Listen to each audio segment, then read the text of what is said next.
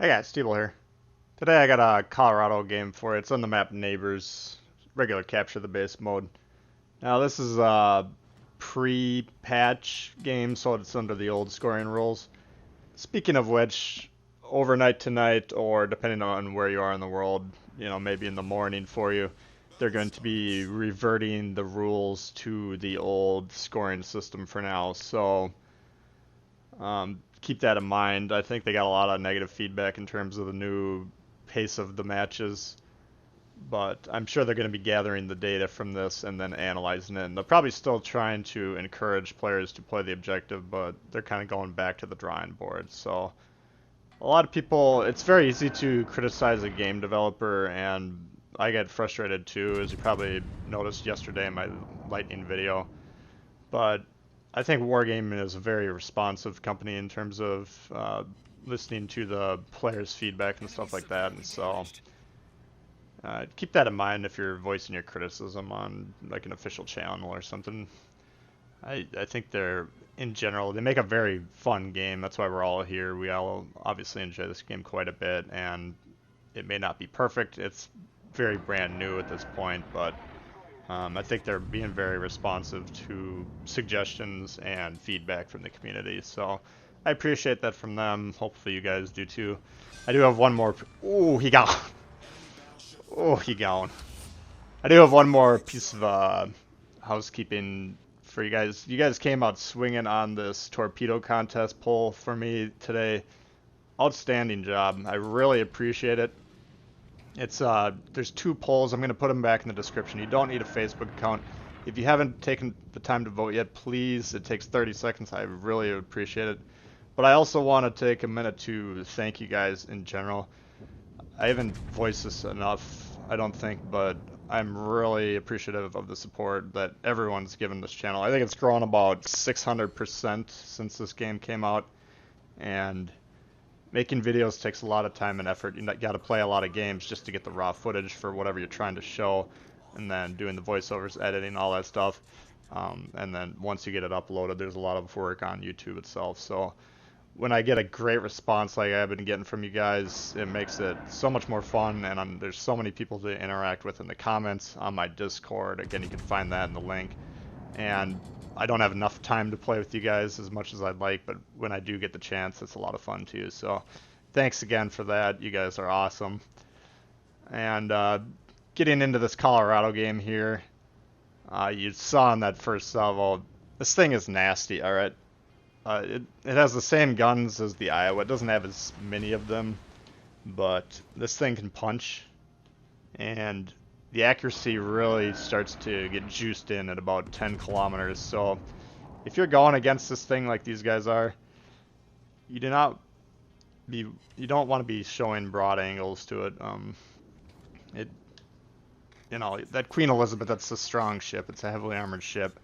We smoked it in 2 salvos. All right. Just clean put on the bottom of the sea. I mean, that was nasty.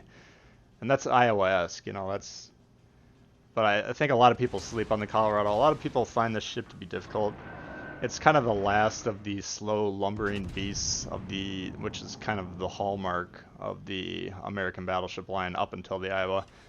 And it's easy to kind of get caught in bad positions and stuff like that because of that. So key to playing all of the American key to playing the game in general is map awareness, map awareness, map awareness. If you need to work on one thing, I need to work on it, you need to work on it. I don't care how good you are, unless you're one of the best players in the world.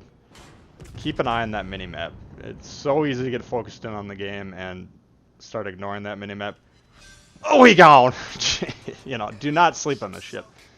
But, just practice that, and every time you take a shot. So I got 30 seconds here. I'm sailing backwards. The scene on the screen is beautiful. I can look at that guy. Ooh, I can call him out. But nothing's going on. I got plenty of time to look at that mini-map. So if you're having problems with anything in general, if you want to improve your game, but especially these slow American battleships, just keeping an eye on, like right now, what's going on. By looking at that map, I can see there's no one in the middle. So I'm able to point my broadside towards kind of the middle spawn area where there potentially could be ships. And if I wasn't aware of what's going on and there was a ship there, I could suffer some catastrophic damage very easily. But by looking at the map here, I'm able to see, okay, we got a group of whatever, 4 or 5 guys in the south, and we got about 3 guys in the north, you know, whatever it is. And then you compare that to the ships that are available on the top, you know. So right now they have 6 ships left. So if we can find 6 ships that are either actively spotted or last seen in an area, then we can say, okay, well, this middle flank is clear. So now I don't have to be as concerned about it. And now here you're going to be seeing me shooting at some of these destroyers. This is another thing I would just recommend practicing. Long-range destroyer shots, extremely difficult. It's amplified in a battleship, and if you have Dewey dispersion like I do, it's amplified even more. But just practice taking the shots because it'll help your aim in general, and having the confidence in your own shot to take those long-range shots against destroyers who are very nimble, very agile. Yeah, they're going to dodge a lot of shots, but when you hit them, and a lot of destroyer players sail around with the confidence, nobody's within 10 kilometers of me, they can hit me. Well, if you start showing them that you can hit them, well, that starts to put a little bit of fear in their brain. They start to play a little bit more cautiously, and especially if you're able to land some damage, then the destroyers have to play much more conservatively if they're playing properly. So, you know, map awareness and practicing long-range shots against destroyers, 2 things that if you take the time to work on them, you're going to vastly improve your game, you know. So I definitely recommend everyone doing that. Now this Colorado and all of these slow American battleships in general, a lot of the positioning involved with these ships is being able to think forward, and this ties in with looking at the map. Like, you got to be able to plan your move, and so a lot of that'll tie into things like which way you're pointing your ship when you're sailing after a target. Like, let's say you have a target 12 kilometers in front of you, and you can either angle like I am to the left here or angle to the right. Now at this point in the game I have 3 targets that are way off to the right, so I'm thinking to myself, I'm not likely to be involved with that right hand side of the map, at least until very late in the game, but that's a very low possibility. So I'm just pursuing this King George that's in front of me. But in most games you're going to have like options, and if you can angle yourself towards where you want to be going after you kill the target that you're currently engaged with, you won't have to turn around, which takes a long time in these slow beasts. You already be kind of sailing in that direction, so you're cutting down that time. And it has the added benefit of you being already angled towards potential flanking fire. Like, again, let's suppose there's reds right now in that center spawn. Now if I'm angled like this and I'm pursuing this King George, I'm angled well against him, but any ship that's in the center of the map like that, clear shots at the broadside. And so if you're angled like that preemptively, you're just kind of saving yourself from periods of time where you're not focused on your surroundings or the map, and you know, even ships that may be undetected that you might not be able to account for, you're kind of just preemptively protecting yourself from that stuff. So again, in this instance, I'm aware that there's no targets on my right side, so I'm not practicing what I'm preaching in this instance, but I'm just trying to give general tips for the Colorado in particular and American battleships, because I've gotten a lot of comments throughout, you know, the last couple months about, you know, having difficulty, especially with this ship. Now, a couple reasons why this ship I think is really difficult. It has very strong guns. It has Iowa strength guns. Okay, so that's not the issue. I don't think a lot of people have trouble with it in terms of offensive firepower, but where it is probably causing problems, I think, for a lot of people is that it has low HP for its tier, and the armor scheme is the same as the New Mexico, you know, as far as we can tell.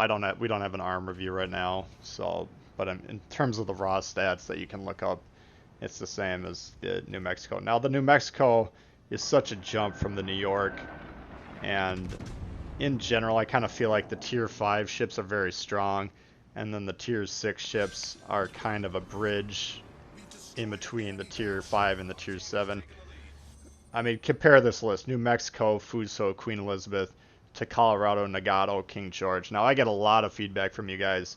I don't get many complaints about any of those tier 5s. I get a lot of complaints and questions about the tier 6s. So, in general, I just think tier 6 is one of those tiers where it's really tough. And a lot of it is because they're just kind of bridging those stats. But again, the New Mexico, very strong. The Colorado, in terms of armor scheme, not so much. But the firepower does make up for it. So what you need to do is just focus on your angling.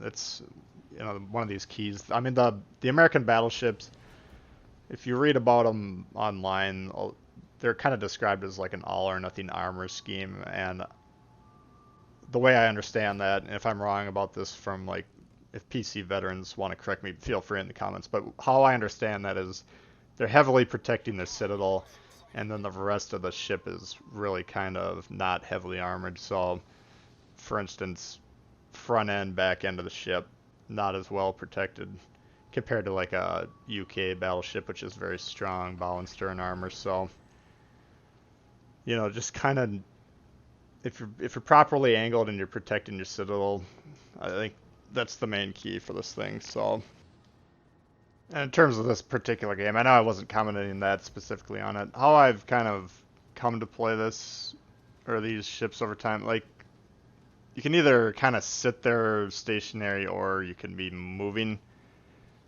I'm finding usually it's better to move, and you can kind of, for battleships, you usually want to be on the back side of the battle formation. That doesn't mean playing as far back as you possibly can.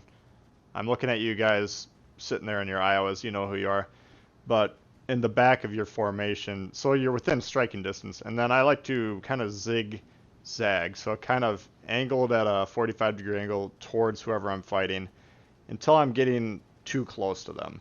And then what you want to do is maintain your angle, wait till they fire, then turn away to the counter 45-degree angle, so you're still steeply angled at them, but now you're kiting away from them. And you can cut it down to maybe half speed and continue that way, and until you're getting out of range. Wait till they fire, block the shot, and again turn back towards them. And I feel like being on the move in these battleships, A, it's going to protect you from a destroyer or torpedoes a lot better, and B, it'll just keep you in the flow of the game a little bit more. So that's how I'd kind of recommend these ships be played. So the game ends, I'm just chasing them down for 150. I know I wasn't commenting that specifically on this game. I kind of picked this one though because I was able to talk more in generality about the ship and not have to focus on the specific moves. So I hope you did enjoy it. If you did like the video, please hit the thumbs up. I always appreciate it when you guys do that. If you're new to the channel, consider subscribing. There's a lot of World Warships content coming out all the time. Questions for me, comments, leave them below. Of course, I'd love to hear from you. And again, if you can please vote in that poll, it's in the link below. That I would have greatly appreciated. Thank you very much for those of you who have taken the time to do so. I appreciate it. And we'll see you guys all later. All right, peace.